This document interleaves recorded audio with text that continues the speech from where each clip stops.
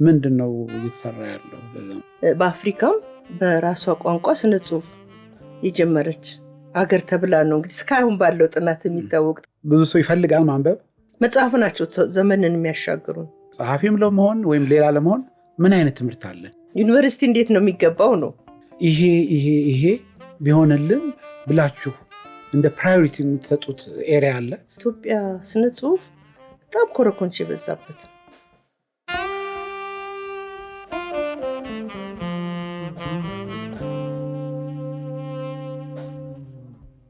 ሰላም፣ እንዴት ናችሁ? ስሜ ተሾመ ወንድሙ እባላለሁኝ። የሰላምና የሙዚቃዊ መስራችና ዋና ዳይሬክተር ነኝ። ኮኔክት ፎር ካልቸር አፍሪካ የኢትዮጵያ ፖድካስት ባህልና የባህል ፈጠራ ኢንዱስትሪዎች ላይ የካበቱና ጥልቅ ምልከታዎች የሚንጸባረቁበት መድረክ ነው። ኮኔክት ፎር ካልቸር አፍሪካ ሰላም ከአፍሪካ ህብረት ጋር በመተባበር የሚተገብረው ቀጠናዊ እንቅስቃሴ ሲሆን የመንግስት ድጋፍ እንዲኖር በአድቮካሲና በቅስቀሳ የአፍሪካ ክነ ጥበብ ባህል እና ቅርጽ ለመለወጥ የሚያልምና እንደ አውሮፓውያን አቆጣጠር በ2030 እንደ አውሮፓውያን አቆጣጠር በአፍሪካ ህብረት አባል ሀገራት ብሔራዊ በጀት 1% ለዘርፉ እንዲመደብ ህልም ይዞ የሚንቀሳቀሰውን ሐሳብ የሚረዳ ነው።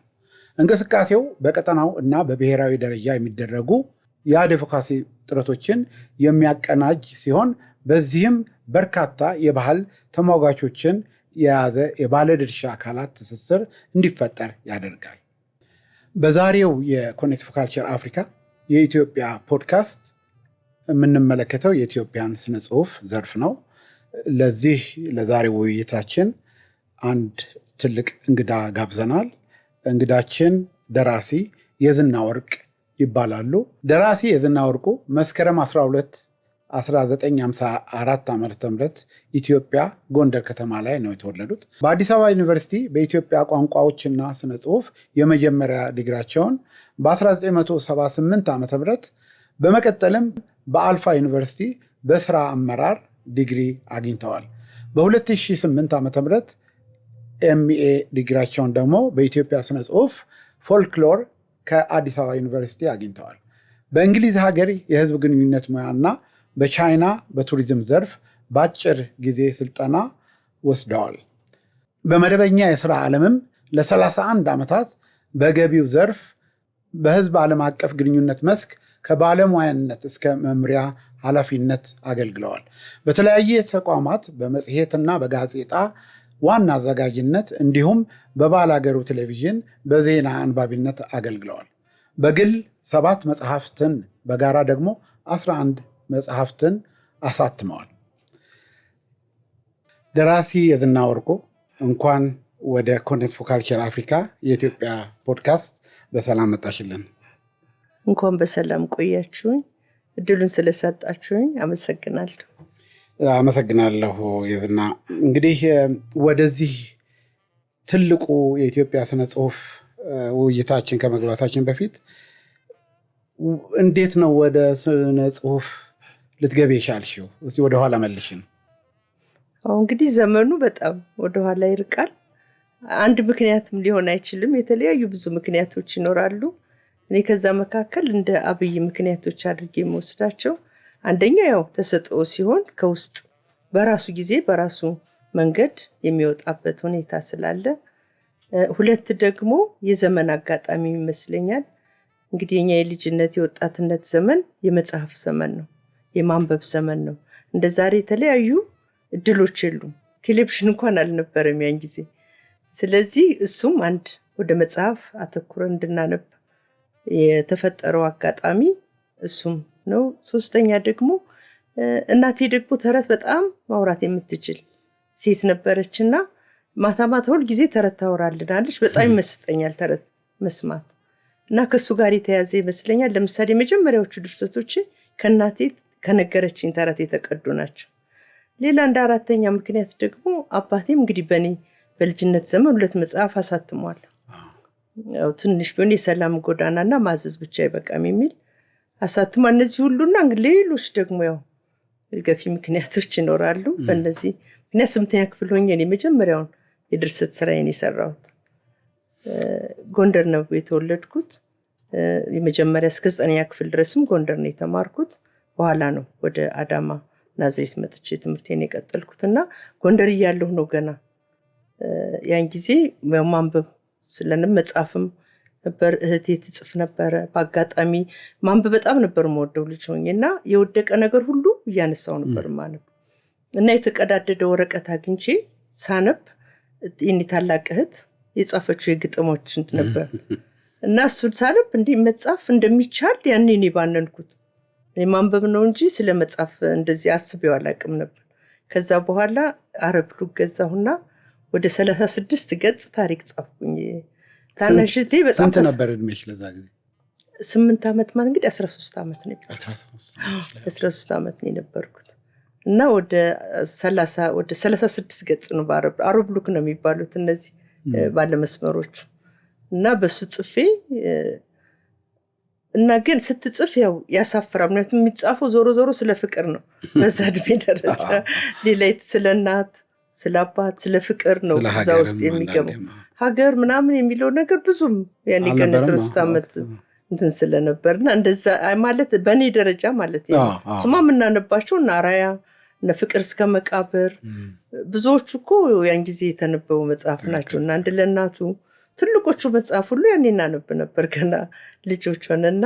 እኔ ግን የጻፍኩት የፍቅር ነገር የደሃ ልጅና የሀብታም ልጅ ተፋቅረው ልጅቷ የሀብታም ልጅ እንትን ወንዱ የደሃ ልጅ ሆኖ የሚኖረው ፍቅር እንትን ስለነበር እንዳያዩብኝ ይደብቅ ነበር ቤተሰብ እና በአጋጣሚ ሳንዱቅ ነው ልብሳችን የምናስቀምጥበት የነበረው እና ከሳንዱቁ ስር ነበር የምከተው እንትን ድርሰቴን በክላሰር አድርጌ።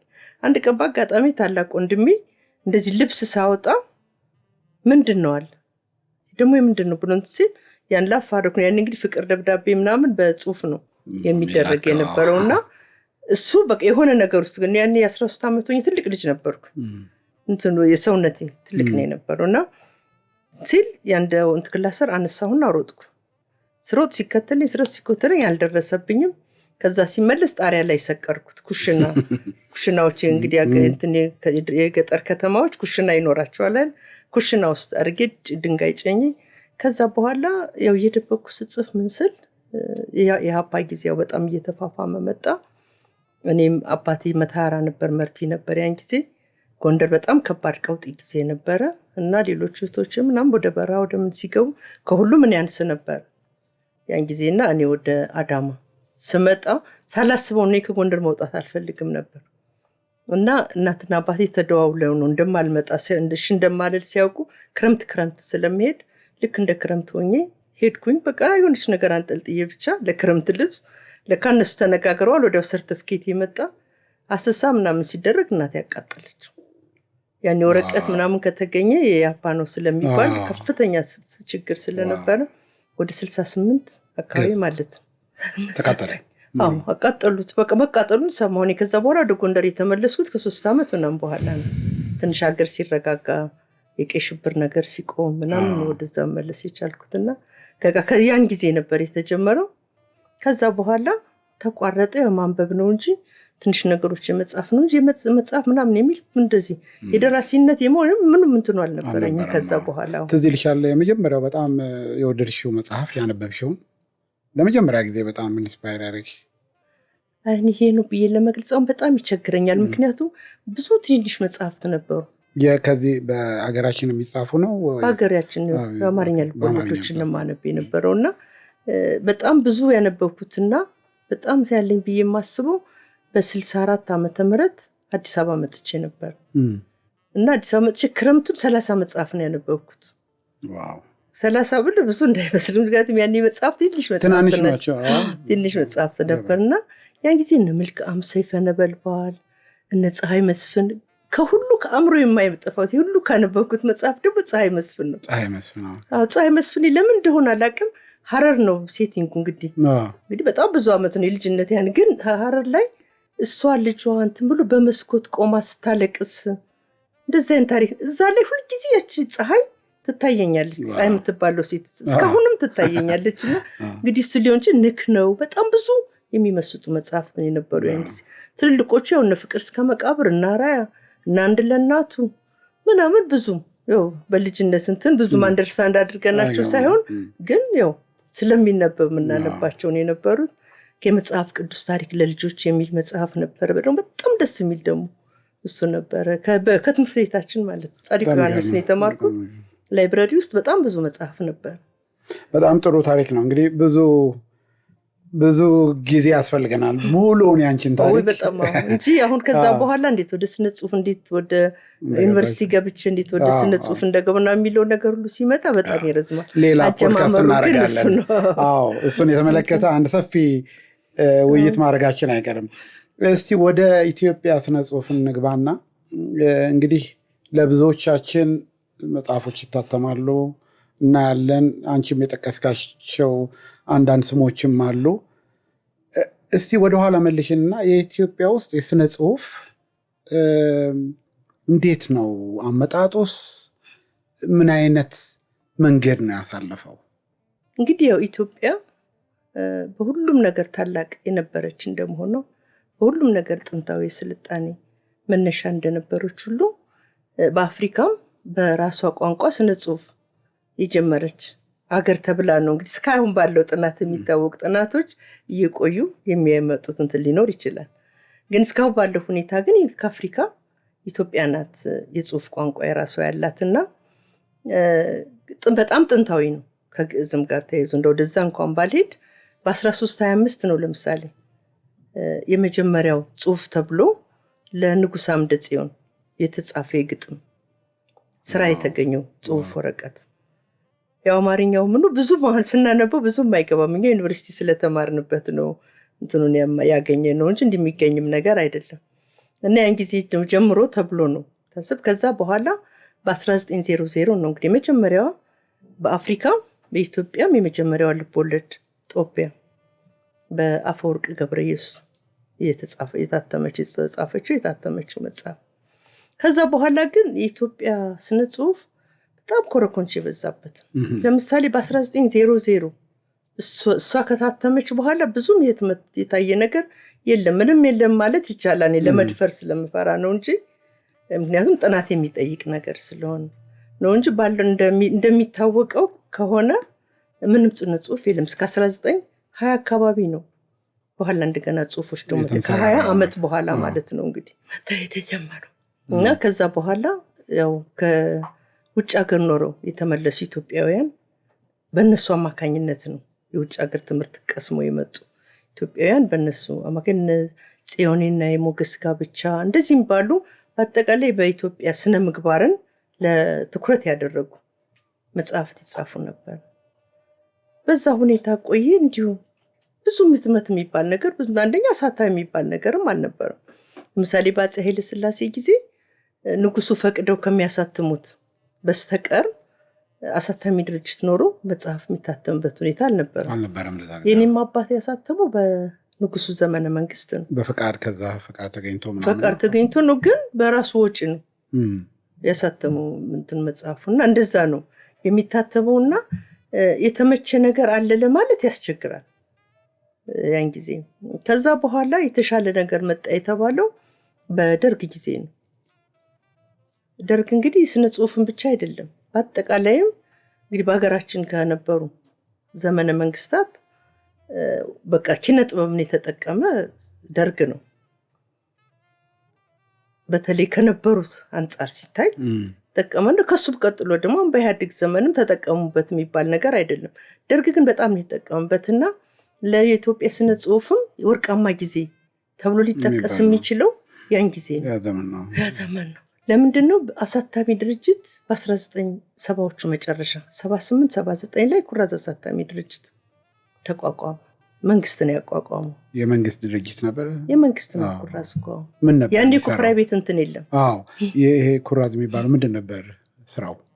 ፐብሊሽንግ። መጽሐፍ ማሳተም እኮ ነው ስራው። በቃ መጽሐፍ ድርሰቶች ይሰበስባል። የራሱ ሙሉ እንትን አንድ ሙሉ ትልቅ ተቋም ነው። የራሱ አርታያን አሉት። ጽሁፍ ከውጭ መጣል ይቀበላሉ፣ ያያሉ። በደንብም ኤዲተሮችም አሉ። እነ ስብሐት ገብረ እግዚአብሔር እነ ያው ምን እያልኩ እድሜ ሲገፋን ችግር እየሆነ ነው እንጂ የቡና ቤት ስዕሎች ብቻ እነ ደበበ ሰይፉ ምናምን ብዙ ያው ትልልቅ የስነ ጽሁፍ ብለን የምንጠራቸው ሰዎች ሁሉ እዛ ውስጥ እንደ በአርታይነት እንደ ኤዲተር ሆነው ይሰሩ ነበር ማለት ነው። አርታይነት ደበበ ሰይፉ ያው አርታይነትም ሊሰራ ይችላል፣ ግን እሱ የቦርድ ነው የነበረው። የኩራዝ የቦርድ ሰብሳቢ ነው፣ እንደዚህ ነገር ነው የነበረው እሱ። እና እሱን እንደዛ ስለነበረ ጽሁፎች የሚመጡት ወጣቶች በብዛት ጽሁፍ ያኔ ይገባል ያሉ ጥሩም ከሆነ ያሳልፉታል፣ ኤዲት ተደርጎ የሚስተካከልም ከሆነ በእነሱ ደረጃ ነው ኤዲት እየተደረገ የሚወጣው። ያው እንትን ይኖራል፣ ያው ያን ጊዜ የሳንሱር አለ፣ የፖለቲካ እንትን ነበር ያን ደርግ በጣም እስከ ቅርብ ጊዜ ነው የነበረ ነው። በዚህ በስነ ጽሁፍ ብቻ ሳይሆን በ83 አካባቢ ያው ደርግ ኢህአዴግ ሲመጣ ሙዚቃም ላይ ሳንሱር ተደርጎ ነበር የሚያልፍ ያን ጊዜ። ያም ቢሆን ግን በተለይ ማህበራዊ ጉዳዮችን የሚያነሱ ጽሁፎች በጣም በብዛት ይወጡ ነበር ያን ጊዜ። በጣም ምቹ ጊዜ ላይ ነበረውና ብዙ መጽሐፍት የታተሙበት የማተም ብቻ አይደለም፣ ስርጭቱ ራሱ ነው፣ ዲስትሪቢዩሽን የራሱ ነው። በኢትዮጵያ በብዙ ቦታዎች ቅርንጫፍ እንትን ነበር፣ መሸጫ የኩራዝ መሸጫዎች ነበር።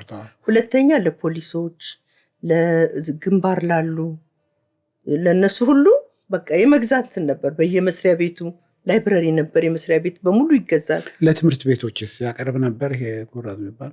ለትምህርት ቤቶች የተለያዩ የትምህርት መጽሐፎች አንተን ነበረ ምንድነው የትምህርት መሳሪያዎች ማምረቻ ምናምን የሚባለው ያን ጊዜ እኮ ነው የነበረው።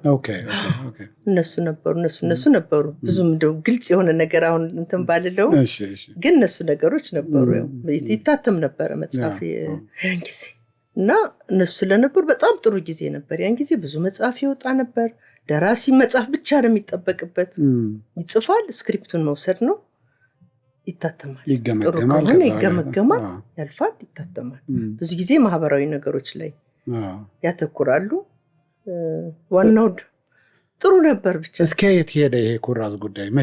አሁንም አለ ወይስ? ኩራዝ እንግዲህ ከዛ ያው የኛ ሀገር ነገር ያው ማፍረስ አይደለም አንዱ ማፍረስ ነውና ያው እስከ 83 ድረስ ቆየ። በቃ ኢህአዴግ ሲመጣ ኩራዝ ፈረሰና ወደ ሜጋ ሜጋ ድርጅት ተቋቋመ።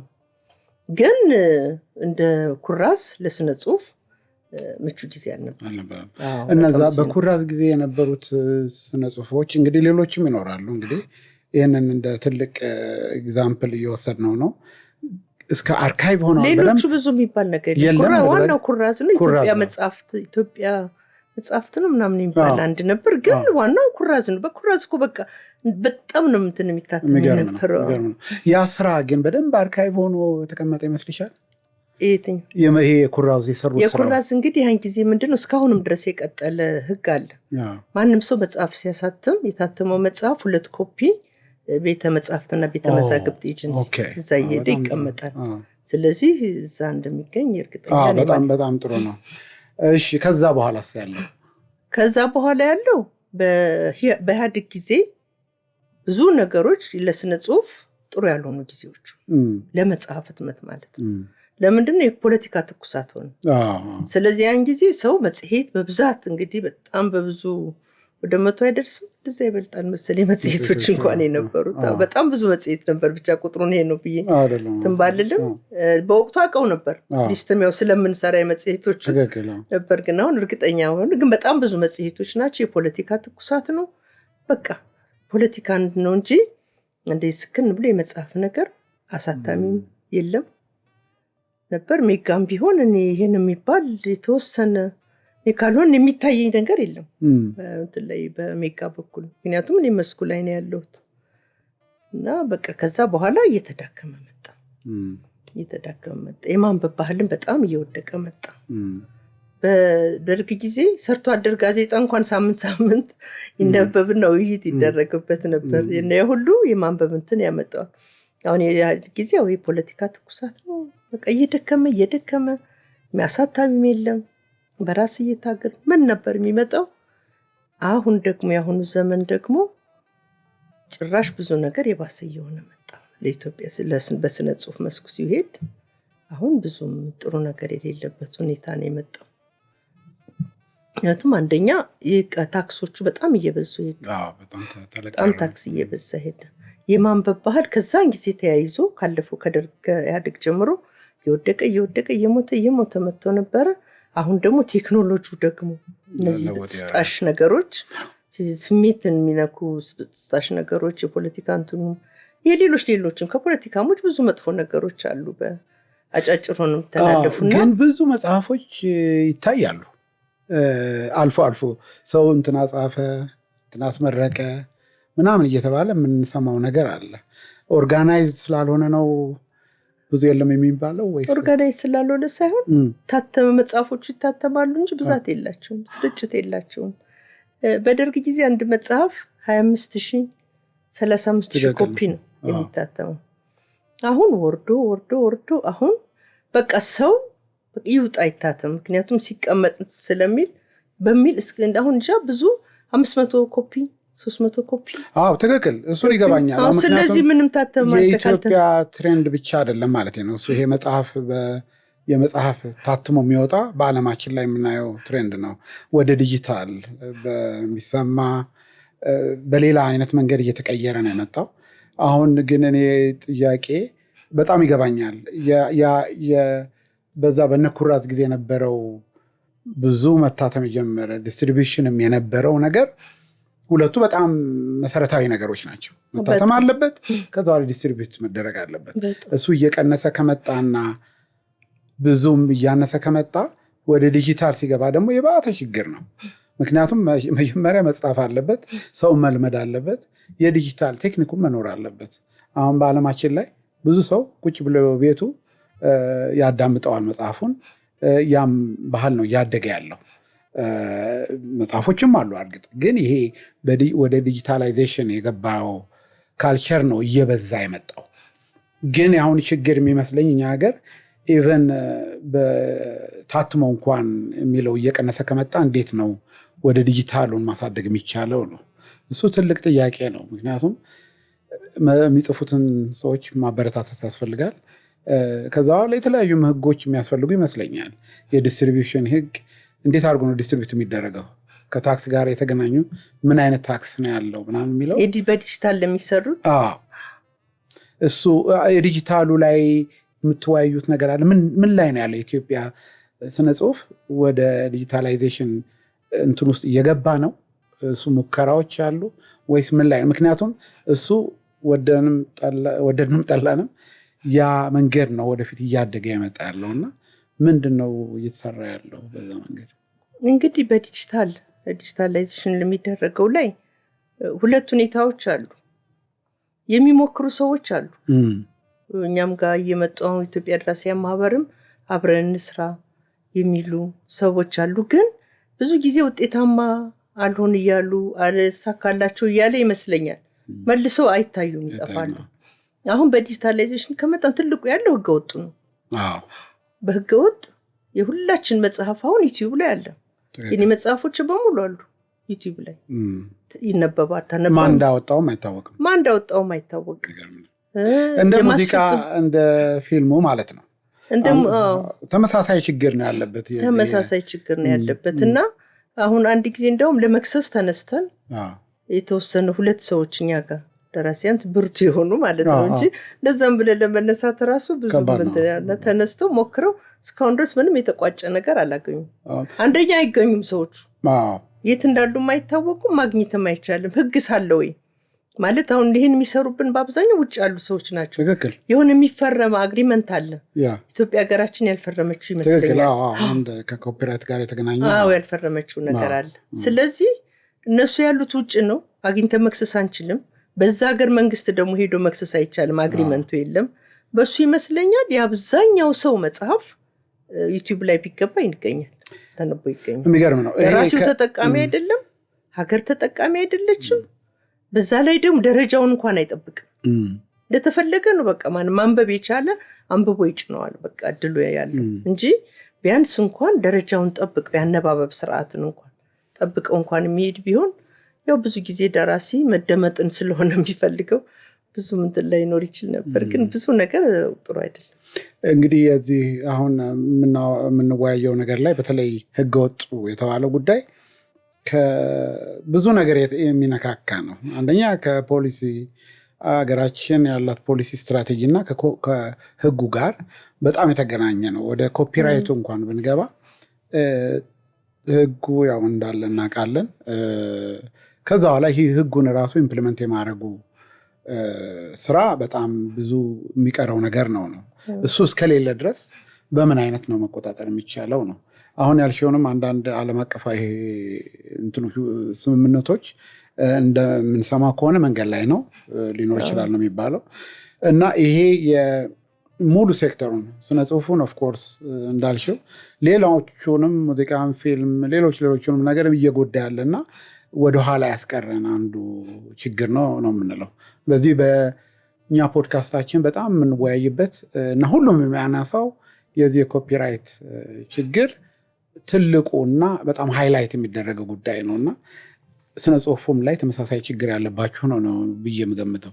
አዎ በቃ እንደዛ እኮ ነው። አሁን እኮ ስነ ጽሁፉ ነው ስለምናገር ነው እንጂ እንደውም በሙዚቃ በምን አይብስም ይብሳል። በጣም ተደማጭም ስለሆነ ትክክል። በጣም ብዙ እንትን ጉዳት ያለው እዛ ላይ ነው።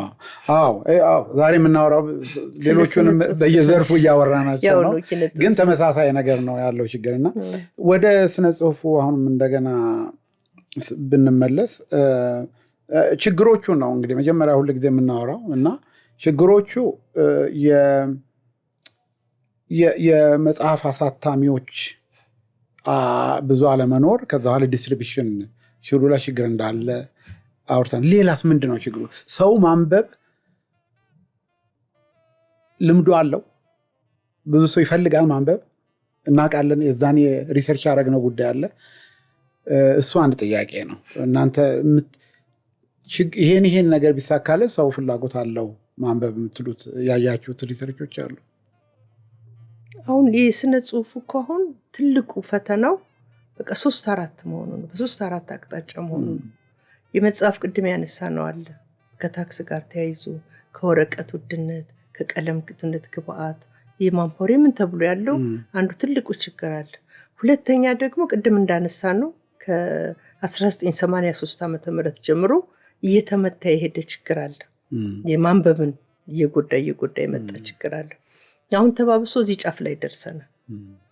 ስለዚህ እነዚህ ነገሮች ናቸው በጣም እንትን እያደረጉ ያሉት፣ እየጎዱ ድርብርብ ስለሆነ ነው ነገሩ። ይሄ ነው ብለን የምንነጥለው ነገር አይደለም።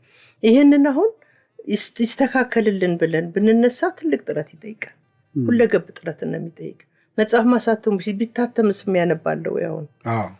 ስለዚህ ሁለት ትልልቅ ስራ ነው የሚጠብቀው የኢትዮጵያ ስነ ጽሁፍ። ምክንያቱም ያላነበበ ትውልድ ምንም አገር ያጠፋል እንጂ አገርም ሊያለማ ለራሱም ሊኖር አይችልም። ብዙ ጊዜ ብዙ ያልሆኑ ነገሮች የሚከሰቱት ከማንበብ ጥረት ጉድለት ነው። ምክንያቱም ማንበብ አሳሰብን ስለሚሰፋ ስለሚለውጥ ነው። መጽሐፍ ናቸው ዘመንን የሚያሻግሩን። እኔ የሰው ልጅ ያው በጊዜ በቦታ የተገደብንን አይደል? እኔ ስላለፈው ዘመን ኖሬያለሁ አልኖርኩም እኮ። ያለፈውን ዘመን እንደ ሀገር ያለፈውን ዘመን ተረድቼ የአሁኑን ዘመኔን በዛ ደረጃ ለማስተካከል ለመኖር መጽሐፍ ነው ያሻገረኝ። ስለዚህ አሳሰብ የሚያሰፈው ከተለያየ ቦታ የተለያየውን አካባቢ ያለውን ኖሌጅ እውቀት ምን እንዳገኝ የሚያደርገኝ ባህላችንን ሸር እንድናደርግ እንድንግባባ የሚያደርገን ብዙ ነገር መጽሐፍ ነው። ስለዚህ ያለሱ የሚሆን ነገር የለም። የማያነብ ትውልድ ይዞ መንቀሳቀስ ስለማይቻል ይሄን ነገር እንስራ ሲባል ሁለገብ ነው ጥያቄው። መጽሐፍ የማሳተሙ ጉዳይ ብቻ አይደለም። አሁን ይሄን የተሰበረውን የማንበብ ባህል እሱን ደግሞ ለማንሳት ራሱ ሌላ ትልቅ ስራ ይጠይቃል። ስለዚህ እንትን ያለ ነው በቃ ስራ ይጠይቃል። ለመንግስትም ለማህበረሰብም በርግጥ መሪ መንግስት ነው፣ አቅም ያለው መንግስት ነው። እኛ መንግስት ላይ የመጫን ጉዳይ ብቻ አይደለም። በቃ አቅም ያስፈልጋል። አቅም ያለው ባህል ሚኒስቴር መንግስት እኮ የኔ ባህል እንግዲህ የባህል ዘርፍ ነው አይደል? ይሄን ለዚህ ተብሎ እኮ ባህል ሚኒስቴር አለ በፌደራል ደረጃ። በየእንትኖቹ ደግሞ በየክልሎቹ በየከተማዎቹ ደግሞ ባህልና ባህል ቢሮዎች አሉ። እነዚህን ሁሉ አጠቃላይ ጥረት የሚጠይቅ ይሄ ትልቁ ጥያቄያችን ነው። ግን በአንድ በኩል ስናየው ደግሞ ያለው ለባህል ሚኒስቴር ምናምን ያለው በጀት በጣም ትንሽ ነው። ጥያቄው ሰፋ ያለ ነው። አሁን ብዙ ጊዜም ይሄ አሁን አርት ካውንስል የሚባል ነገር የታሰበ ነው። እንደዚህ አይነት ነገሮች መኖር አለባቸው። የተለያዩ ደግሞ ከሚኒስቴር መስሪያ ቤቶች በታች ደግሞ ኢንስቲትዩሽኖች የስነ ጽሁፍን የሚመለከት ሙዚቃን የሚመለከት ፊልም የሚመለከት ነገሮች ያስፈልጋሉ እንጂ ሁሉም በአንድ ሚኒስቴር ቢሮ የሚሰራ አይደለም። የትኛውም ዓለም ሚኒስቴር ቢሮዎች ባጀት ይኖራቸዋል። ያንን ለሚሰራው ክፍል ማከፋፈል ነው እና ያየነውም እኛ አሁን በዚህ ኮኔክት ፎር ካልቸር አፍሪካ ጥናት ያየነው የሚኒስቴሩ ቢሮ በጣም ግድብ የሆነ በጀት ነው ያለው። ለዚህም ነው አሁን የኮኔክት ፎር ካልቸር አፍሪካ የአፍሪካ ህብረት ጋራ የምናደርገው ስራ የአፍሪካ ህብረት ትልቅ ስምምነት አድርገዋል።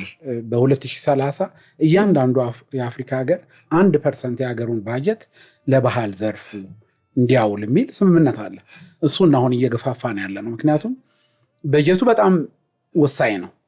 በጀቱ ከመጣ በኋላ ደግሞ በጀቱ እንዴት ይሰራል የሚለው ደግሞ ሌላ ጥያቄ ነው። እሱን በደንብ አብረን ነው እያያዝን መሄድ ያለብን እና አሁን አንቺም ያልሽው ጉዳይ ኦፍኮርስ የማንበብ ልምዱንም ብዙ ስራ ይጠይቃል። አዎ ሌላ ደግሞ ትምህርትም ይጠይቃል። አሁን ስነ ጽሁፉ ላይ ጸሐፊ ለመሆን የተለያዩ ትምህርቶች ዝም ብሎ መጽሐፍ መፈለግ ብቻ ሳይሆን ሌላም ዓለም ላይ የምናየው ትንሽ ትምህርቶችም ያስፈልጋሉ። እንደዚህ አይነት የትምህርት ስነ ጽሁፍ ኢንተረስት ላለው ወጣት ትምህርት የተለያዩ በዩኒቨርሲቲ ደረጃ እስከታች አንዳንድ የተለያዩ ስራዎች እንደሚሰሩ አውቃለሁ። ምንድን ነው ያለው ትምህርትን በተመለከተ ስነ ጽሁፍ ውስጥ ገብቶ ጸሐፊም ለመሆን ወይም ሌላ ለመሆን ምን አይነት ትምህርት አለን? እንግዲህ አሁን ምንድነው ምንድነው ራሱ ባህሪው ለየት ይላል። ጥበብ ስለሆነ ማለት ነው። ጥበብ ስለሆነ የመጀመሪያው ነገር ተሰጥኦ ነው የሚጠይቀው። ትክክል። ከተሰጥኦ ቀጥሎ ደግሞ ግን መሰረታዊ የሆነው ደግሞ ቴክኒካል ትምህርቶች ደግሞ እውቀት ያስፈልጋል። እና ከዛ አንጻር ስናየው በኢትዮጵያ ደረጃ እንግዲህ በብዙ ዩኒቨርሲቲዎች አለ የኢትዮጵያ እስከ ፒኤችዲ ድረስ በሊትሬቸር ትምህርት ይሰጣል። ግን አሁን የምናየው ነገር ምንድነው ዩኒቨርሲቲ እንዴት ነው የሚገባው ነው ትክክል የሚለውን ነው። እሱን ነው የሚታየው። በተሰጥኦ አይደለም ሊትሬቸር ገብቶ ዩኒቨርሲቲ የሚማረው። በተለይ በብዙ ትምህርቶች የተሻለ ውጤት ያመጣ ሰው ነው ዩኒቨርሲቲ መግባት የሚችል። ዩኒቨርሲቲ ሲገባ ደግሞ የእንትን ምደባ በራሱ በጣም ነው በጣም ከፍተኛ ውጤት ያመጣ ነው። እንግዲህ እኔ በነበርኩበት ዘመን ከፍተኛ ውጤት ያመጡት ሰዎች ናቸው በምርጫ የሚገቡት። ከዛ በታች ያለው ግን በጣም ነው የሚገባው። በጣም ሲገባ በጣም የደረሰው ነው እንጂ የሚገባው የስነ ጽሁፍ የተሰጥኦ የምን የሚባል ነገር ተሰጥኦም ኖሮት መግባት ላይ ይችላል እዛ። ስለዚህ እነዚህ ነገሮች ራሳቸው ትንሽ ይቃረናሉ እና ብዙ ጊዜ ከዩኒቨርሲቲ ግራጁዌት አድርጎ በስነ ጽሁፍ የሚወጡት ሰዎች ብዙ አርታኢ ሊሆኑ ይችሉ ይሆናል። ግን በሊትሬቸር ውስጥ ስነ ጽሁፉን ሰው መሆን ግን ደራሲውን መሆን ግን አይችሉም ተሰጥኦ ስለሌለ። ስለዚህ በዚህ መንገድ ነው እንግዲህ አንዱ መንገድ ያለው ነው። አሁን ዋናው እንግዲህ ሊጠቅም የሚችለው ነገር ስልጠናዎች ናቸው። ቴክኒካል የሆኑ ስልጠናዎች ይሰጣሉ። እነዛ ስልጠናዎችን ስናይ በአዲስ አበባ ደረጃ ጥሩ አለ ብዬ አስባለሁ። እንግዲህ ለምሳሌ በኢትዮጵያ ደራሲያን ማህበር ብንወስድ እንኳን ለ10 ተከታታይ ዓመታት የክረምት የስነ ጽሁፍ ስልጠና እየተሰጠ ነው ያለው። አዲስ አበባ ብቻ ነው ወይስ ሌላ? አዲስ አበባ ብቻ ነው ሌላ? አዲስ አበባ ብቻ ያልኩት ለዛ ነው ለይተን እንድናየው ብዬ ነው። አዲስ አበባ የተሻለ ሁኔታ አለ ማለት ይቻላል። ኢትዮጵያ ደራሲያን ማህበር በክረምት ስልጠና ለ10ኛ ዓመት ለ11ኛ ዓመት ነው እየሰጠ ያለው። ብዙም ደግሞ እንሰማለን አጫጭር ስልጠናዎችን የሚሰጥበት ሁኔታ አለ እና ዝንባሌው ተሰጥኦ ላለው ሰው የመሰልጠን ደግሞ አቅሙ ካለው ገብቶ የሚሰለጥንበት ምቹ ሁኔታዎች አሉ። በቂ ነው ባይባልም ማለት ነው። በክፍለ ሀገር ደረጃ ሲታይ ግን እንደዚህ አይነት ብዙም ነገር የለም። ይሄ ከዚህ ጋር አንድ ጥያቄ አለ። ቅድም ጀምሮ የምናወራው እና የምንወያየው ላይ በተለይ ስነ ጽሁፍን እንዴት እንደመጣ ወደ ታች ሄደን ያየነው ጉዳይ አለና ብዙ ስነ ጽሁፎች የድሮቹ ቢሆኑ ብዙዎቹ በአማርኛ ነው ጽሁፎቹ፣ በሌላ በእኛ ሀገር ቋንቋ ይጻፋሉ። እሱ ላይ በጣም እጥረት አለ። ስነ ጽሁፉ የኢትዮጵያ ስነ ጽሁፍ ተብሎ ሲጠራ ብዙ ድርሰቶች የሚገኙት እንግዲህ እስካለፉት አመታት ድረስ እኔ አሁን በቅርብ ባላየውም አንድ ጊዜ ሪሰርች ለመስራት ሞክሬ ነበር እና በአብዛኛው በቃ የአማርኛ ስነ ጽሁፎች ናቸው ያሉት። የሌሎች ቋንቋዎችም አሉት። በኦሮምኛም አለ፣ በትግርኛም አለ፣ በጉራግኛም አለ። በተለይ በእነዚህ በሶስቱ አለ። ግን እንደዚህ ይሄን ያክል ያረካል የሚባል በብዛት የተሰራበት ነገር አይደለም። በጣም ትንሽ ናቸው። ጥሩ እንግዲህ አሁን የተለያዩ ነገሮች እየነካካን ያለ ነው። አንደኛ ትልቅ እንደ ቻሌንጅ የምናየው ህብረተሰቡን ወደ ማንበብ ውስጥ ለመክታት ገፍቶ ለመክተት ብዙ ስራ መስራት አለበት ነው። ይሄ በጣም እንግዲህ ስነ ጽሁፍ ሁላችንም እንደምናውቀው አንቺም እንዳልሽው ብዙዎቹም እንደሚሉት መሰረታዊ ለአንድ ሀገር ሰርቫይቭ እንዲያደርግ መሰረታዊ ጉዳይ ነው የሚባለው። እሱ በጣም የሚያሳስበንና መሰራት ያለበት ጉዳይ ነው። ሌላ ከፖሊሲና ከህግ ጋር የተገናኘው ጉዳይ ራሱ እንደ አንድ ችግር እያየነው ነው። ሌላው አሁን ትምህርት ላይ የተባለው አሁንም ያልሽው ነገር አለ። በጣም ጥሩ ነው። በጣም ደስ የሚልና የሚደገፍ ነው በዩኒቨርሲቲ ደረጃ ያለው። በሌሎቹ ዘርፍ ያየነው ተመሳሳይ ነገሮች አሉ፣ ግን አስተማሪ እጥረት አለ እና የተለያዩ ነገሮች አሉ። እሱም በደንብ መደገፍና ማደግ አለበት ነው እንግዲህ ዞሮ ዞሮ። ሌላ ካፓሲቲ ቢልዲንግን በተመለከተ ወይም የተለያዩ ኮርሶችን በተመለከተ በተለያየ አሁን እናንተ የጀመራችሁት ኢኒሺዬቲቭ በተለያየ ቦታ ድጋፍ ያስፈልገዋል ነው እንግዲህ። ዞረንም እዛም ሄድን እዚህ ሪሶርስ ጉድለት አለ ነው የምንለው። አንደኛ የእናንተም ራሱ ማህበር በጣም እንደሚታገልና ላለው ለክረምቱ እንኳን ብዙ ስራ እንደሚጠይቅ ነው የምናውቀው እና ከሪሶርስ ወይም ከኢኮኖሚ ፋይናንሻል ሪሶርስ ጋር የተገናኘው ጉዳይ በጣም በጣም መታየት ያለበት ይመስለኛል። አይመስልሽም አንቺስ? መሰረታዊ ነገር ነው። ኢኮኖሚው በጣም መሰረታዊ ነገር። ምክንያቱም ደራሲ አእምሮ ነፃ መሆን መቻል አለበት። ሀብታም ይሁን በቃ እንደው ብልጽግና ያለን ኑሮ የድልት ያለው ኑሮ ልኖር ባይልም ግን ለመኖር መብላት፣ መጠጣት፣ መልበስ፣ መጠለያ ማግኘት ያስፈልጋል። ይሄ ሲኖር ነው ሰው ሊረጋጋ የሚችል። በተለይ ግን በእኛ ሀገር አሁን ደራሲው ሲታይ በጣም በዝቅተኛ ሁኔታ ነው ያለው። መጠለያ ያለው ደራሲ በጣም በጣት የሚቆጠር ይመስለኛል። በጣም ነው የሚያሳዝነው። ሌሎች መሰረታዊ ችግሮች አሉ። ስለዚህ የተወሰኑ ሰዎች አሁን ጀምረው ነበር ምንድነው የሙሉ ቀን ጸሐፊ ለመሆን። ደግሞ ደራሲ ለመሆንም ዋናው ነገር እሱ ነው። በቃ የሙሉ ቀን ጸሐፊ መሆን ይጠይቃል። ደራሲነት እንደዚህ እየባዘኑ 1 ሰዓት ሲያገኘው 2 ሰዓት አገኘው ብሎ ቁጭ ብሎ ለመጻፍ ጥልቀት አይኖረውም። ምክንያቱም ሲጻፍ እኮ ሰውን ነው የሚጻፈው አይደለም። በማህበራዊ ህይወት ውስጥ ያለው እኮ የሰው ውስብስብ ባህሪ ነው ያለው። ግንኙነቱ ውስብስብ ነው። ያን ሁሉ አይቶ ፈትሾ በደንብ ተረድቶ በደንብ መረዳት አለበት ደራሲ። ዝም ብሎ ያየውን ለመጻፍ ማንም ያየዋል እኮ። ከያየው ነገር ጀርባ ያለው ድረስ ጠልቆ የመግባትን ይጠይቃል፣ አቅምን ይጠይቃል። ያን ለማድረግ ደግሞ መረጋጋት ይፈልጋል። ስለዚህ ይሄ ነገር የለም በሀገራችን ላይ። የተወሰኑ 1-2 ሰዎች እንኳን ጀምረው ትተውታል። ተመልሰው ወደ ዳቦ ፍለጋን የገቡትና ዳቦቸውን እያሟሉ በምትኖራቸው እንደ ሁላችን ማለት ነው። ሁላችንም እንደዛ ነው የምንሰራው። ስለዚህ የግድ ኢኮኖሚ የሚደገፍበት ሁኔታ ያስፈልጋል። ምክንያቱም ስነ ጽሁፍ የገቢ ምንጭ አይደለችም። በተለይ አሁን ባለንበት ሁኔታ የማገገሚያ ስትራቴጂ ተወስዶ ለንባብ ባህላችንም የማገገሚያ ስትራቴጂ ተነድፎለት፣ ለስነ ጽሁፉ የማገገሚያ ስትራቴጂ ተነድፎለት አሰርተን ከተወሰነ ጊዜ በኋላ ለውጥ ሊመጣ ይችል ይሆናል። ከኢኮኖሚ አንጻር ነው ለውጥ ሊመጣ። አሁን ባለበት ደረጃ ግን በፍጹም በጣም ከባድ ሁኔታ ነው ያለው። ደራሲው ያለ ማህበራችን በጣም ከባድ ሁኔታ ላይ ነው ያለው። ስለዚህ ኢኮኖሚ ድጋፍ ቀረብ ብሎ መነጋገርን ይጠይቃል። ሀገር የምትገነባው በስነ ጽሁፍ ነው። ለምንድነው ከሌላው ሁሉ የምትበልጠው ስነ ጽሁፍ ጥልቅ ነው። በቃ መጽሐፍ ጥልቅ ነገሮች እስከፈለጉ ድረስ ዘልቀው የሚያነቡበት፣ ዘልቀው የሚገቡበት፣ ዘልቀው የሚረዱበት እንትን ስጦታ ነው መጽሐፍ በራሱ። ስለዚህ ለዚህ ነገር ድጋፍ ያስፈልጋል። በጣም አስተሳሰቡ የታነጸ ትውልድ ሲሆን መንግስት እኮ ነው የሚጠቀሙ። የእውነት እኮ ነው። ማህበረሰብ መልካም ሆነ፣ ማህበረሰብ አእምሮ አስተሳሰቡ ጥሩ የሆነ ማህበረሰብ ተፈጠረ ማለት እኮ መንግስት በቃ እድለኛ ነው ማለት እኮ ነው። ስለዚህ መስራት አለበት መንግስት፣ ድጋፍ ማድረግ አለበት። ቀርቦ ድጋፍ ማለት ገንዘብ ብቻ እኮ አይደለም። ቀርቦ መነጋገር አለበት። ትልልቅ ማህበራት አሉ።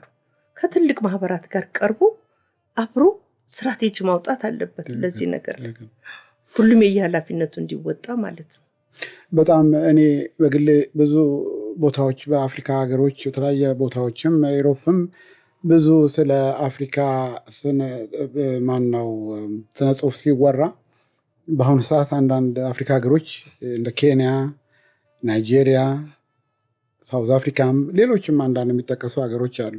ይሄን ያህል የሚገርም አይነት ታሪክ ያለን ሀገር ይሄንን ከአፍሪካ መጀመሪያ አንቺም እንዳልሽው እኛም እንደምናውቀው ስነ ጽሁፍ ከሁሉም ፈጥነን የጀመርነው ሀገር ተለቅ ያሉ ሰዎችን አሉ። በጣም ብዙ እኔም የማውቃቸው አሉ እዚህ ሀገር በጣም የሚገርሙ ሰዎች እና እነዛን ለዓለም አለማቅረብ መቻላችን ራሱ ትንሽ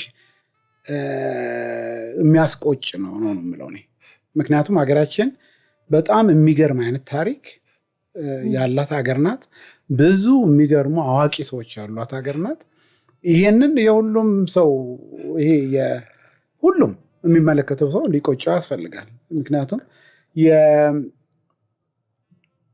እኔ አሁን እንደውም ብዙ የኖቤል ፕራይስ ማግኘት በስነ ጽሁፍ የኖቤል ፕራይስ አለ።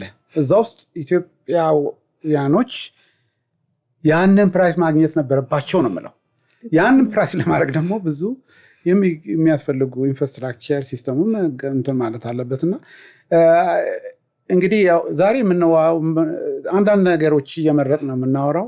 የኢትዮጵያ ስነ ጽሁፍን በሙሉ ለመዳሰስ ብዙ ማውራት አለብን፣ ብዙም መነጋገር አለብን። ይሄ በጣም በጣም በጣም አስቸኳይ ጥያቄ ነው ብዬ የምገምተው። ምክንያቱም ሁላችንም እንደምንለው ስነ ጽሁፍ ለአንድ ሀገር ወሳኝ ነገር ነው እና አሁን እንደምትልኝ በስትራቴጂ፣ በፖሊሲ፣ በኢንስቲትዩሽን፣ በማህበራቶች፣ በኮመርሻል ሴክተሩን ኢንቮልቭ ያላረገ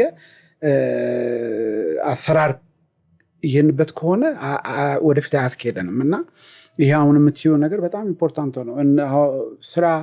ይህን ስራ ለመስራት የሚፈልጉ እንደናንተ አይነት ማህበር ሌሎችም ሊኖረው ይችላሉ ብዬ ነው የምገምተው። መደማመጥ ያስፈልጋል። ይሄ መደማመጥ ትልቁ ነገሩ ነው ብዬ ነው የምገምተው እና ማቀፍም ያስፈልገዋል፣ ፖሊሲ ያስፈልገዋል። ፖሊሲ አጠቃላይ በኢትዮጵያውን የባህል ፖሊሲ አለ። ከዛ በተረፈ ግን እንደዚህ በየዘርፉ በቃ ትኩረት ለሚሻቸው ነገሮች ላይ ፖሊሲ ያስፈልጋል። ፐብሊክ ፖሊሲ ያስፈልጋል፣ ፕራይቬት ፖሊሲ ያስፈልጋል። ፐብሊክ ፖሊሲውን ያው መንግስት እንደሚጠቅም አድርጎ መስራት ይኖርበታል፣ መደገፍ አለበት በሚመጥን መንገድ። ፕራይቬት ደግሞ የፕራይቬት ፖሊሲ ደግሞ እንደዚህ ፕራይቬት የነን ገቨርንመንታል ኦርጋናይዜሽን የሚኖራቸው ደግሞ እነሱም ደግሞ በራሳቸው ፖሊሲ ሊኖራቸው ይገባል። ምክንያቱም አገር ካልተረጋጋ፣ ሰላም ካልሆነ፣ አዋቂ የሆነ ትውልድ ከሌለ ምን ሀብት ማፍራቱ እኮ ምንም ትርጉም የለውም። አይተነዋል። ያ ሁሉ ሀብት በ2 እና በ3 ቀን ውስጥ ስንት ሀብት እንደወደመ አይተናል። ያኮ ማንም የሰው ክፉ ኖሮት አይደለም። የሰው ክፉ የሰው ደግ የለውም። የአመለካከት ጉዳይ ነው፣ የመታነጽ ጉዳይ ስለሆነ ነው። ያን የምታነጸው ደግሞ ስነ ጽሁፍ ነው። ስለዚህ ፐብሊክ ሴክተሩም የፕራይቬት ሴክተሩም ይህንን ማሰብና ማካተት አለበት። ማህበራዊ አገልግሎት የሚባል በጀት ይያዛል።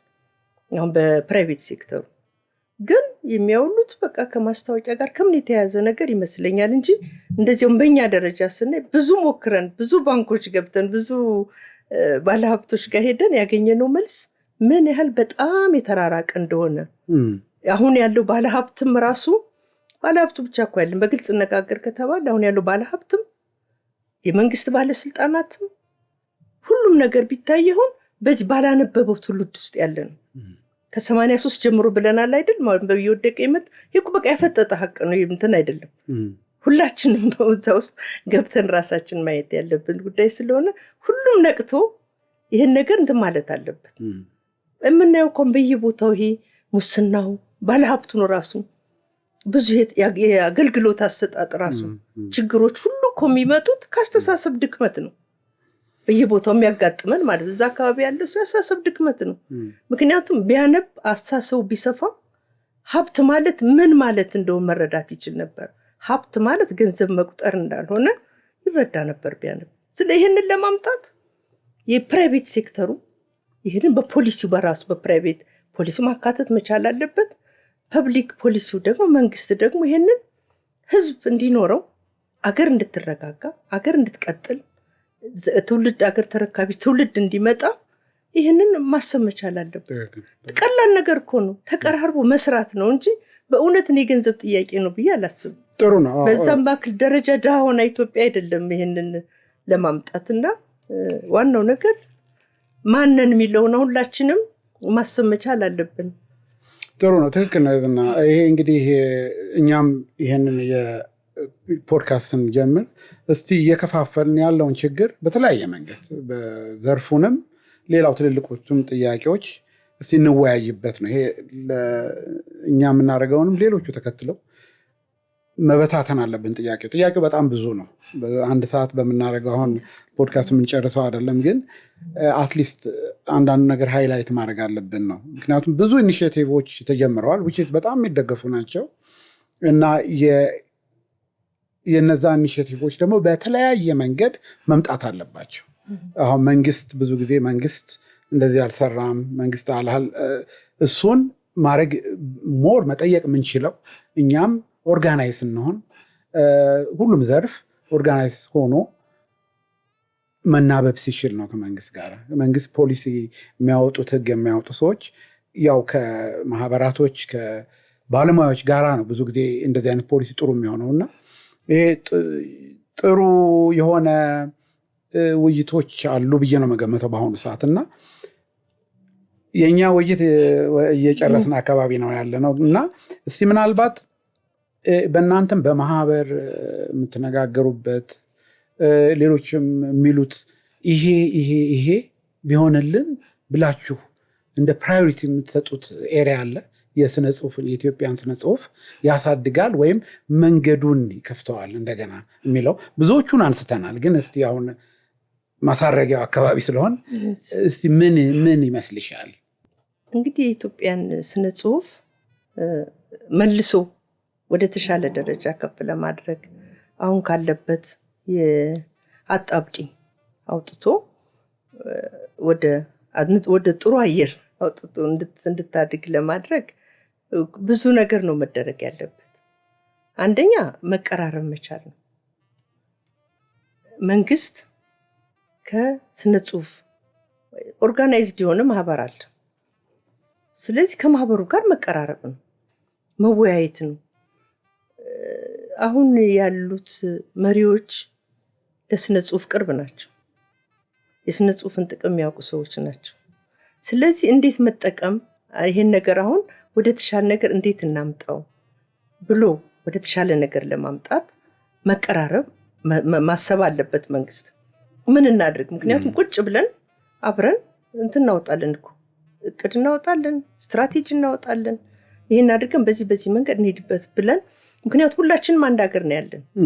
ደራሲውም ቢሆን የሚደክመው እንቅልፍ አጥቶ የሚያድረው እየተራበ የሚጽፈው ቤቱን እየሸጠ መጽሐፍ የሚያሳትመው ውስጡ ጉጉት ስላለ ነው።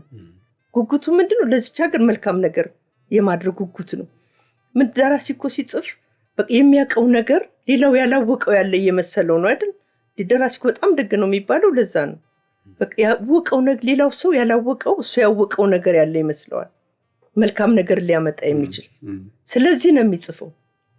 ስለዚህ ደራሲውም ለህዝብ ነው፣ መንግስት ደግሞ ህዝብ ነው የሚያስተዳድረው፣ የሚኖረውም ለህዝብ ነው እና መቀራረቡ ስለዚህ ተቀራርቦ ወደ መልካም ነገር ችናገር ወደ መልካም ይህን ትውልድ ወደ መልካም አስተሳሰብ ለማምጣት መቀራረቡን መጀመሪያ ኢኒሼቲቭ መውሰድ ያን መውሰድ የሚችለው መንግስት ነው መውሰድ የሚችለው።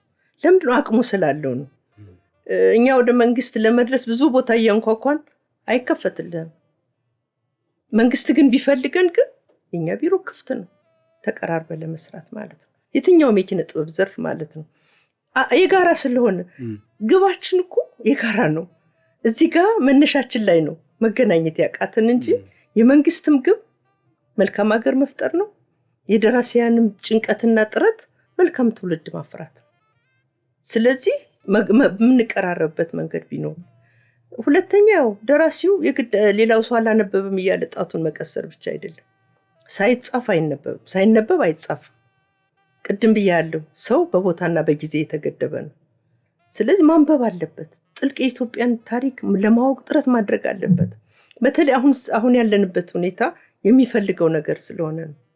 አሁን እንደዚያ አሸገዳም የምንጽፍበት ጊዜ ላይ አይደለንም ያለነው። ትልቅ ከባድ ኃላፊነት አለ ደራሲው ላይ። በዚህ እንዳርድ ከባድ ኃላፊነት ለመወጣት የኢትዮጵያን ታሪክ ጠንቅቆ ለማወቅ ማንበብ አለበት። አሁን ያለውን ሁኔታ ምንድነው አይኑን ከፍቶ ትኩረት ሰጥቶ ማየት መቻል አለበት። ከዛ ተነስቶ መፍትሄ ይሆናል የሚለውን ነገር ነው ከዛ ተነስቶ ማበርከት ያለበት ለህዝብና በስነ ጽሁፍ በኩል እንደዚህ ቢደረግ። ስነ ጽሁፍ ብቻውን ተጽፎ እንትን የለውም። ለማንበቡ ደግሞ የተለያዩ ስትራቴጂዎች እየተቀረጹ ቢሰሩ ዝም ብሎ የእንትን ባይሆን፣ ዝም ብሎ የሪፖርትና የታይታ ባይሆን በየሁላችንም ላይ ማለት ነው። በየሁላችን በማህበራቱም ላይ በመንግስትም ላይ ያለው ሁኔታ የታይታ ሳይሆን የእውነት የሚሆንበት ሁኔታ ቢኖር ትልቅ ነገር ይሰራል ብዬ አስባለሁ። ያኔ እውነት ለማድረግ ደግሞ በጣም ቀላል ነው። በጣም የመንግስት ስትራቴጂ እስከ ወረዳ ድረስ አለ። እኔ ቤቴ ባለኝ አቅም የንባብ ባህልን እንትን ለማድረግ በእርግጥ የንባብ ባህል የለም፣ መልካም ስነ ምግባር ያለው ትውልድ ለማፍራት ወደ 8 ዓመት ነው ቤቴ። እሱን ታሪክ በጣም መስማት ፈልጋለሁ። እሱም ማለት ምን ያህል ሲምፕል ሊሆን እንደሚችል ነው። ትንሽ ንገሪኝ ስለሱ። ቀላል ሊሆን እንደሚችል እኔ አሁን የስነ ጽሁፍ መጀመሪያ ታለንት ሾው ብዬ ነበር የጀመርኩት በ2006 እና 7 ማስተር ሴን ልሰራ ጎንደር ነበር ሄድኩት እና ቤተሰብ ጋዛ ስላለ ያችን ጊዜ መጠቀም አብሮ መቆየት ፈለግኩና ፔፐሪን ርዕስ መርጬ እዛ ሄጄ ሳይ መጀመሪያ ያነሳሳኝ የሆነ እነ አብርሃም መሰሉኝ ባላገሩ ነው የሚባል እንትን ነበር እና ኢትዮጵያ ጎንደር ሄደው የጎንደር ልጆችን ያውቃሉ። በጣም ተጫዋቾች ናቸው። በጣም ቀልድ እኛ እዚህ ሄደን በቃ እስክንመጣ ድረስ ይሄ ጉሮሯችን የሚሰነጠቅ እስኪመስለን ድረስ ነው ማታ ማታ ያለው ጨዋታና ቀልድ። ዘፈንም እስክስታ ቢባል ምንም ባልመስ ግን እዛ ሳይ የሆነ ሀፍረት ነገር የሆነ ማፈግፈግ ነገር አዩ። ያኔ ማለት ነው በፊት ከ2006 በፊት ባላገሩ የነበረ ጊዜ እና በቃ ያ ነገር ደወለብኝ። በቃ መሰራት ያለባቸው ስራዎች አሉ። የዛ ታለንት ሾው አልኩና የሰፈሩ ልጆች እየሰበሰብኩ የአያቴ ቤት ትልቅ ግቢ ነው፣ የድሮ ቤት ነው። እዛ ወላጆቹንም እየሰበሰብን ታለንት እያልን የተሰጦቹን ማሳየት አደረግን። 1-2 ዓመት ቆየሁ። ከዛ ያው ማስተር ሳይንስ ጨርስ መጣሁ ወደ አዲስ አበባ። ስመጣ እድለኛ ሆንኩና ቤት የሰራሁት አዲስ የማህበር ሰፈር ነው። ስለዚህ ሁሉም ሰው አይተዋወቅም ነበር፣ ሁሉም እንትን ነበር እና እዛ ላይ የሆኑ በጣም መቀርባቸውን 1-5 ሴቶች ያዘን ሴት እድር ጀመርን። ከሴት እድር ለመቀራረቢያ ልጆቹን የቤት ደግሞ የማስነበብ ፕሮግራም ጀመርኩ። ከዛ በኋላ ሁሉም በዛ ልጆቹ ሲመጡ ልጆቹ ሁሉ ወላጅ ሁሉም ተቀራረበ በዛና በዛ ጀመረ። ከ2008 አካባቢ ጀምር ከመጣሁ በኋላ ማለት ነው። ከዛ ጀመረን በየአመቱ ልጆች በየሳምንቱ ነው ውድ ምን ጊዜም ምን ቤት ሁሉ ጊዜም ክፍት ነው። ልጆች ይመጣሉ፣ ያነባሉ፣ ይከራከራሉ፣ ጫወታሉ። ከዛ በኋላ ግን መጣና አሁን ያው ልምድ በየጊዜው ያለ የሚወሰድ ልምድ ያዳበርኩ ሲሄድ ደግሞ ከማንበብ ብቻ ወጣሁና ራሱን መልካስ ያስኩት። አንደኛ ዓላማ ቀረጽን 6 ዓላማ። አንደኛው ያን መንደር ልጆችን ማቀራረብ፣ ምክንያቱም ሁኔታዎች ደግሞ እንደዛ ሁኔታዎችም ነው እንደዛ እየገፉ ይመጡ ስናየው ይሄ የዘር አማራ፣ ኦሮሞ፣ ትግሬ ምናምን ጉራጌ እንዲህኛ ስራ እኮ ነው የልጆቻችን አይደለም እና መሆንም የሌለበት ነገር ነው፣ መኖር የሌለበት ነው። እንዳንድ ኢትዮጵያ አንድ ሰፈር ደግሞ አንድ መንደር ማለት ደግሞ ትንሿ ኢትዮጵያ ናት። ሁሉም ብሔረሰብ አለ እዛ ውስጥ ብዙ አለ። ሁለተኛ ሃይማኖት የተለያዩ ሃይማኖቶች አሉ። ስለዚህ እነዚህ ልጆች በንጹህ አእምሮ ልጅ ሆነው የኔ ልጅ እኔ ጋር ሲያድግ እኔ ማወራውን እየሰማ ነው የሚያድግ። መቼም ምንም ጥንቃቄ የለንም እኮ ከልጅ ፊት ስናወራ ምንም ጥንቃቄ የለንም። ስለዚህ እኛን እየሰሙ ነው የሚያድጉት። እነዚህ ጭንቅላታቸው እየተፈተነ ያለ የሚያድጉ። ስለዚህ ለብቻ ይገናኙና በንጹህ አእምሮ እስኪ አስተሳሰባቸውን እንትን ይበሉ። ማቀራረብ ብዬሱን ጀመር። ሁለተኛ በማንበብ ደግሞ ማነጽ እናነባለን። ሶስተኛው ደግሞ የአእምሮ ጂምናስቲክ የሚባል አለ። የአእምሮ ጂምናስቲክ ደግሞ ክርክር ነው። አንድ እሑድ ደግሞ ከወርስ 4 እሑድ አንዳንድ 5 እሑድ ይሆናል። አንድ እሑድ የክርክር ነው። የአእምሮ ጂምናስቲክ ነው የሚሰራው። የአእምሮ ጂምናስቲክ አንድ ጉዳይ ይነሳል። ዋናው ነገር በቃ በአንድ ጉዳይ ላይ ሀሳብ አእምሯቸውን ማሰራት ነው። በቃ ማሰራት ነው እና እንደሱ ያደርጋሉ። እንደገና ፍቅር የምትባል የፍቅር ሰዓት አለችን። ዳቦ የምንበላባት ዳቦ ይበላል። እንቆቅልሽ፣ ቀልድ ምናምን ያደርጋሉ። በመጽሐፍ ውስጥ ሁሉ ደግሞ መርጠን የምናነበው መልካም ስነ ምግባር ሊኖር የሚችለውን ነውና እንደሱ መልክ አስያዝንና አሁን በጥሩ ሁኔታ እንትን እያልን መጣን። እየበዙ መጡ ልጆቹ። ከዛ ደግሞ ላይብረሪ ከፈትኩኝ፣ ቤተ መጽሐፍት ከፈትኩኝ። ማለት ብዙ ኖሮኝ አይደለም፣ ምን ያህል ቀላል ነው የሚለውን ለማሳየት ነው እኔን ያመጣው። ሁሉ እንደዛ ትንሽ ትንሽ ቢያስብ በጣም ቀላልና ይሄ ትልቅ ምሳሌ ነው። እውነቱን ለመናገር አሁን ቅድም የምንነጋገራቸው ነገሮች በሙሉ ሁላችንም እንዳንቺ አይነት ኢኒሼቲቭ ወስደን በየሰፈሮቻችን የትልቆቹ ላይ እነሱ ያድርጉልን ከምንል ብቻ ይሄ ራሱ የሀገራችንን ስነ ጽሁፍ መለወጥ የሚቻል እና አሁን የአንቺን ፎርማል የሚባለውን የአንቺን ኮፒ ፔስት በማድረግ በጣም ብዙ ሀገራችን ላይ ማስፋፋት የምንችልበት ትልቅ ሞዴል አለን ለማለት። እሱን ለማድረግ ፈትኩ፣ ላይብረሪ ከፈትኩኝ። ቤቴ ሰፊ ሆኖ አይደለም መጀመሪያ እንትኑን እዛች እንግዲህ ቤቴ ብዙ ገቢ ስለሌለኝ ጡረተኛ ነኝ። ማከራየው ዋናውን ትልቁን ሳሎን በ3 ክፍል ተከፍሎ ይከራይ ነበር። እሱን አከራይቼ የተወሰነ ገንዘብ አገኛለሁ፣ ይደግፈኛል። እኔ ማስተር ቤድሩሙን ነው ሳሎኔን አድርጌ የምኖረው እና ማስተር ቤድሩሙ ላይ ነበር የምናነበው። እንግዲህ ማስተር ቤድሩሙ ወደ ሳሎን ተቀይሩ እየጠበበን መጣ። ከዛ እየጠበበን ሲመጣ ላይብረሪ ሰራሁኝ። አጥሩን አስጠግቼ ላይብረሪ ያደረኩና ቀኑ ሙሉ ሰው መዋስ ይችላል እየመጣ። እሑድ ግን እዛች ጋር ማንበብ ጀመር። ትንሽ ሰፋ ትል ዕቃ ስለማይኖራት ሰፋ ትላለች። እሷም ጠበበች። ከዛ በኋላ ሳሎኔን አስለቀቅኩ። የሚከራዩትን ሰዎች አስለቀቅን። አሁን እሱ ሆኗል በቃን ሲል በ2 ከፈልኳቸው። እሑድ 1 ሰዓት ህፃናቱን እስከ 9 ዓመት በታች፣ አንዱን ግሩፕ ደግሞ እስከ 8ኛ ድረስ ብቻ ነው የምቀበለው ለውይይት የአእምሮ ግንባታው ላይ እስከ 8 ያሉት ነው። ሌላው ያው መጽሐፍ ይዋሳል እና እንዳልከው እሱን ታደርጋለህ። መጽሐፍ ያው እየመጣ ሰው ይዋሳል። ግን በጣም የሚገርመው እኔ አሁን ሊስት እየሰራው ነው። ሰው ዲግሪ ከያዘ በኋላ ያነብ። በጣም አስደንጋጭ ነገር እሱ ነው። ምክንያቱም ምን ይጽፋለሁ? ስም፣ እድሜ፣ የትምህርት ደረጃ ጽፋለሁ። እስካሁን ዲግሪ ያለው ሰው በጣም በጣት የሚቆጠር አይመጣምና ስራ ይጠይቃል። በቃ እና አሁን ይሄን ይዤ ከወረዳዎች ጋር ተነጋገሩ። ምን ያህል ቀላል እንደሆነ ማለት ነው። ባህልና ቱሪዝም ቢሮ አስጻፍኩና ደብዳቤ ክፍለ ከተማ ወሰድኩ። ከዛ በኋላ ወረዳዎች ጋር እየሄድኩ ተነጋገርኩ። ምንድነው ይሄን ባህል ለማምጣት ከትምህርት ቤቱ ጋር ሌላ ብዙ ተጨማሪ ወጪም ሳያስፈልግ ትምህርት ቤቶቹ ጋር አብረን እንስራ።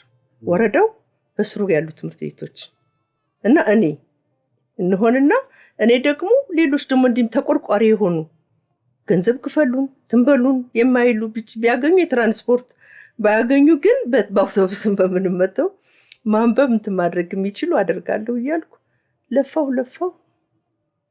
ጥሩ ነው። በጣም የዝና አሁንም ትነግሪኝ ነገር በጣም አንቺ ምሳሌ ነሽ። የምትሰሪው ነገር ምሳሌ ነው።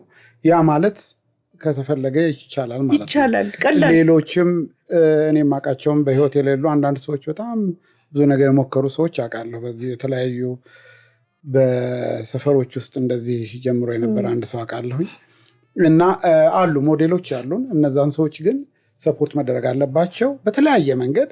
የነዛን ሞዴል አዲስም ባንፈጥር ሀሳብ እንኳን ባይኖረን ሀሳብ ያላቸውን ሰዎች ረድተን ማስፋፋት አለብን ነው እና በጣም በጣም የሚገርም ስራ ነው የምትሰሪው። በጣም እናመሰግናለን።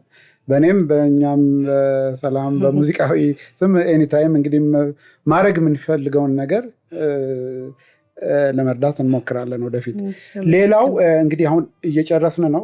ቅድም ሁለት ትልልቅ ነገሮች እንደ ያስፈልጋሉ የሚሉትን ነገር ነግረሽናል። አንደኛ መቀራረቡ ነው። መቀራረቡ የተባለው ጉዳይ ብዙ ነገር ቅድም ያለው ፖሊሲም የተመለከተ ኢንስቲትዩሽኖች ምን ያስፈልጉናል፣ ምን አይነት በጀት ያስፈልገናል ምናምን፣ ይህን ሁሉ ስራ የሚሰራው መንግስት እና የመንግስት ባለስልጣኖች ብቻ አይደሉም።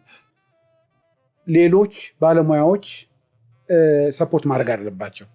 መቀራረብ ከሌለና ጊዜ ወስዶ መነጋገር ካልተቻለ የአንድ ሰው ስራ ብቻ አይደለም ለማለት ነው። ይሄ በጣም ትልቁን ብዙዎቹን የምንፈልገውን ጥያቄዎች የሚመልስልን ነገር ነው ያነሳችው። ሌላው የባለሙያው ደግሞ ባለሙያ የጀመረውም ባለሙያ ሆነውም ሌላውም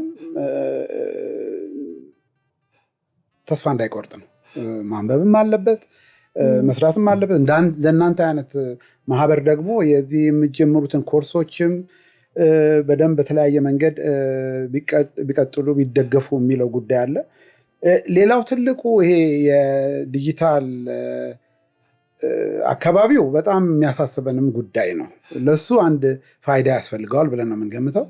ለዚህም ግን ብቻውን ነጥለን የምናወጣው ብቻ አይደለም። ሌላ ለሱ የሚያስፈልጉት ነገሮች አብረው መስተካከል አለባቸው ነው። ግን እሱ እንደ አንድ ፍርሃት የምናየው ነገር ነው። ምክንያቱም ፍርሃትም ነው ሶሉሽን ነው። ዓለም ላይ የሰጠን አዲስ የሚሄድበት መንገድ በፍጥነት እዛ ውስጥ ገብተን ጥሩ ብዙ ነገር ማድረግ እንችላለን። የተፈጠረው ኦፖርቹኒቲ ጥሩ ነው። መጽሐፎችን ማንበብ መስማት የሚፈልግና ግን ብዙ መጽሐፎች መምጣት አለባቸው። ዛሬ ስለ ስነ ጽሁፍ ትልቁን ነገር ነው የምናወራው። ራሱ ስነ ጽሁፍ ማለት ምንድን ነው፣ ምን ካታጎሪዎች ያሉት የሚሉትን አልገባንበትም። ምናልባት የሚያዳምጡን ሰዎች ምንድን ነው የምታወሩት፣ ብዙ ነገር እኮ አላነሳችሁም እንዳይሉን፣ ይሄ የስነ ጽሁፉ ጉዳይ ብዙ መነጋገር የሚጠይቅ ስለሆነ ብለን ነው። እና የመጀመሪያችን ነው ይሄ። ወደፊት በተለያየ መንገድ የተለያየ ሁኔታ የተገናኘን ማውራት አለብን። ምናልባት ይሄንን የዛሬውን ውይይታችን ከመጨረሳችን በፊት እስቲ ሌላ ይሄንን ነገር ለማለት እፈልጋለሁ የምትይው ነገር አለ? እንግዲህ ዋናውን ነገር አንስተነዋል። የምናነሳቸው ማለት አሁን በዚህ በመልእክት ደረጃ ሳይሆን የምናነሳቸው ብዙ ነገሮች ነበሩ። ጊዜን የገደበን እንጂ አሁን የስነ ጽሁፍ ፋይዳው ምንድን ነው ብለን ብንነሳ ከስነ ቃል ጀምሮ ያለውን ነገር ስናነሳው ማህበራዊ ግንኙነቱን ከማጥበቁ የኢኮኖሚ አቅምን ከማሳደጉ ፖለቲካ የተረጋጋ ፖለቲካ እንዲኖር ከማድረጉ የሀገር አስተዳደርን የተሳለጠ ከማድረግ ከምን ሁሉ በቃ ተመዞ የማያልቅ ብዙ እንትን ስለ እሱን ሁሉ እናወራው ነበር። ግን ያው በጊዜ እንትን የተገደብን ስለሆነ ነው። እንግዲህ ዋናው መልእክት ሊሆን የሚችለው ተቀራርበን እንስራ ነው። እኛ እንግዲህ ስነ ጽሁፍ የመራራቃችን ብዛት ነው። መጽሐፍ ላይ ተጨማሪ እሴት ታክስ ዘንድሮ የተጣለው በእውነት ብንቀራረብ ይሄ ነገር ይሆናል ብዬ አላስብም። ምክንያቱም እስከ በላይ ኃላፊዎች ድረስ ሄደን ተነጋግረናል እና የሆነ ጋፕ እንዳለ ይታወቃል፣ ክፍተት እንዳለ ይታወቃል። ስለዚህ ለዚህ ሁሉ ነገር መፍትሄው እንቀራረብ፣ ጥሩ ነገር አብረን እንስራ በጋራ። እኛም ለሀገር ነው፣ መንግስትም ለሀገር ነው። በጋራ ሆነን ጥሩ ነገር አሁን ይሄ ቢሰራ ይሄ እንዲብል ፋይዳ ይኖረዋል ብል ትርጉም የለውም።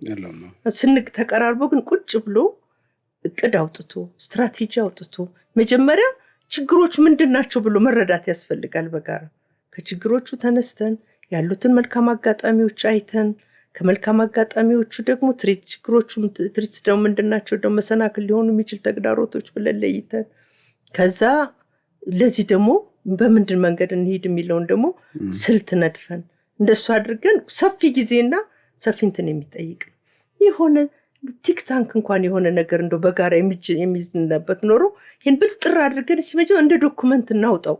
ምክንያቱም ስነ ጽሁፍ በምንም ሁኔታ ቢሆን የአንድ ሀገር መሰረት ናት። ምንም እንትን የለው ምንም ትውልድ የሚታነጸው በስነ ጽሁፍ ነው። ስለዚህ ለሱ መጀመሪያ አሁን ከባድ አጣብቂኝ ውስጥ ነው ያለ ኢትዮጵያ ስነ ጽሁፍ በጣም ከባድ፣ በዚህም በዛም በሾህ መሀል የቆመ ማለት ነው። ስለዚህ ምክንያቱም ከንባብ ባህልም ጋር ስለሚገናኝ ብዬ ነው።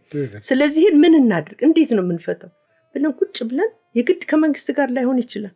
ይህን የሚመለከትም ደግሞ በዚህ ላይ የሚሰራ አካልም ካለ እንደ ቅድም እንዳልነው ፐብሊክ ሴክተሩ የራሱ ፖሊሲ ብለናል፣ ፕራይቬት ሴክተሩ ፐብሊክ መንግስት የራሱ እንደዚህ ሆነን ምን ሄድበት የምናመላክትበት። አሁን እኮ ዝም ብሎ የሚያዳምጠንም እኮ ላይኖር ይችላል። አሁን እኮ እኛ ይሄን አርን አይደለም እኔ እኮ ሄድን የሚፈጽሙ ሰዎች ይሄን አሁን እናንተ ኢንተርቪው ያደረግነውንም ላያዳምጡት ይችላል። ግን ቁጭ ብሎ ግን በስርዓት ከተሰራ ግን ያገባኛል ተብሎ ብንሄድ ሁሉም የሚፈልገው ሁሉም የሚጠቅመው የሁሉም ኃላፊነት ነው። የመንግስትም ኃላፊነት ነው፣ የባለሙያውም ኃላፊነት ነው።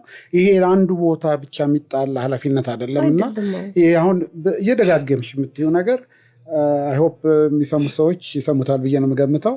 መቀራረብ፣ መነጋገር፣ ስንቀራረብ ስንነጋገር ደግሞ ሙያ ያላቸው ሰዎች ጋር በሙያ ብዙ ዓመት የሰሩ ጋር እውቀት ያላቸው ሰዎች ቢሆን የተሻለ እርምጃ እንሄዳለን። አንቆምም እና በውይይትና በመነጋገር ጊዜው አያልፍም ማለት ነው። ኮንክሪት የሆነ ነገር በየጊዜው እየሰራ ይሄ አሁን እንደምሰማውና እንደምናየው ከሆነ ክሪቲካል የሆነ ሲትዌሽን ላይ ነው ያለው ኢትዮጵያ ስነ ጽሁፍና አትሊስት የሆነ ከአሁን በኋላ ያለንን ቪዥን እንዴት አድርገን እናሳድገው፣ ያሉት ደግሞ የተጀመሩትን ኢኒሼቲቮች እንዴት እንርዳቸው ነው እና ደራሲ የዝና ወርቁ በጣም በጣም አመሰግናለሁ። በጣም ብዙ ጊዜ ወስደን ብናወራ በጣም ደስ ይለኛል። ብዙ የሀገራችን የስነ ጽሁፍ ዘርፍ ያለበትን ችግር በተሻለ መንገድ ሃይላይት ለማድረግ ሞክረናል። ሶሉሽኑንም ለማውራት ሞክረናል። ወደፊት ደግሞ በተለያየ መንገድ ነገሮችን ለመወያየትም በእኛ ድርጅት በሰላምም በሙዚቃዊ በተባለው ድርጅት ይህንን እየረዳን እና ወደፊት እንዲያድግ የጀመርነውን ስራ እንቀጥላለን። በጣም ነው የማመሰግነው። እግዚአብሔር ይስጥልኝ። እኔም እግዚአብሔር ይስጥልኝ። በኢትዮጵያ ስነ ጽሁፍ ስም እንግዲህ እጅግ በጣም አመሰግናለሁ። እንዲህ አይነት እንቅስቃሴዎች ለውጥ ያመጣሉ ብዬ ስለማምን እግዚአብሔር ይስጥልኝ። አመሰግናለሁ።